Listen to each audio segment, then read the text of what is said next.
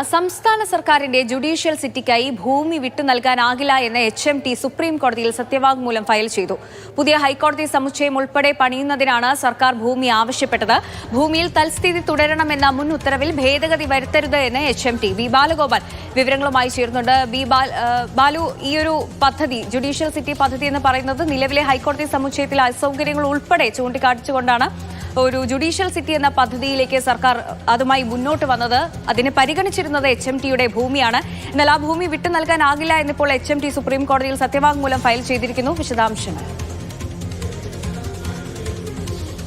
സന്ധ്യ, കേരള സർക്കാരിനെ സംബന്ധിച്ചിടത്തോളം കൊച്ചിയിലെ ഏറ്റവും വലിയ വികസന പദ്ധതിയായി ചൂണ്ടിക്കാണിച്ചിരുന്ന ഒന്നാണ് ജുഡീഷ്യൽ സിറ്റി. അതായത് കേരളത്തിലെ പുതിയ ഹൈക്കോടതി സമുച്ചയം ഉൾപ്പെടെ 27 ഏക്കർ ഭൂമിയിൽ ഒരു ജുഡീഷ്യൽ സിറ്റി പണിയുന്നതിന് വേണ്ടിയുള്ള നടപടികളായിരുന്നു സംസ്ഥാന സർക്കാർ സ്വീകരിച്ചിരുന്നത്. ഇതിനു വേണ്ടി കളമശ്ശേരിയിലെ HMTയുടെ പക്കലുള്ള 27 ഏക്കർ ഭൂമിയാണ് ഭൂമി നൽകണമെന്ന് ആവശ്യപ്പെട്ടുകൊണ്ടാണ് ഈ സംസ്ഥാന സർക്കാർ സുപ്രീം കോടതിയെ സമീപിച്ചിരുന്നത്. എന്നാൽ ഈ ഭൂമി കൈമാറാൻ കഴിയില്ല എന്ന് വ്യക്തമാക്കിയപ്പോൾ HMT സുപ്രീം കോടതിയിൽ ഒരു സത്യവാങ്മൂലം ഫയൽ ചെയ്തിരിക്കുകയാണ്.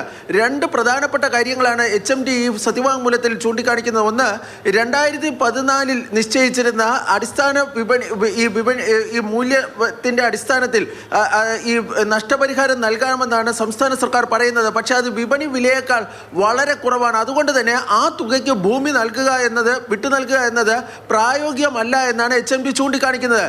HMTയുടെ പക്കലുള്ള ഈ സംസ്ഥാന ഭൂപരിഷ്കരണ നിയമത്തിന്റെ പരിധിക്ക് പുറത്തുള്ള ഭൂമിയാണ് ഇതെന്നും അതുകൊണ്ട് തന്നെ ഈ ഭൂമിക്ക് സീലിംഗ് ബാധകമല്ല എന്നും HMT സുപ്രീം കോടതിയിൽ ചൂണ്ടിക്കാണിക്കുകയും ചെയ്യുന്നുണ്ട്.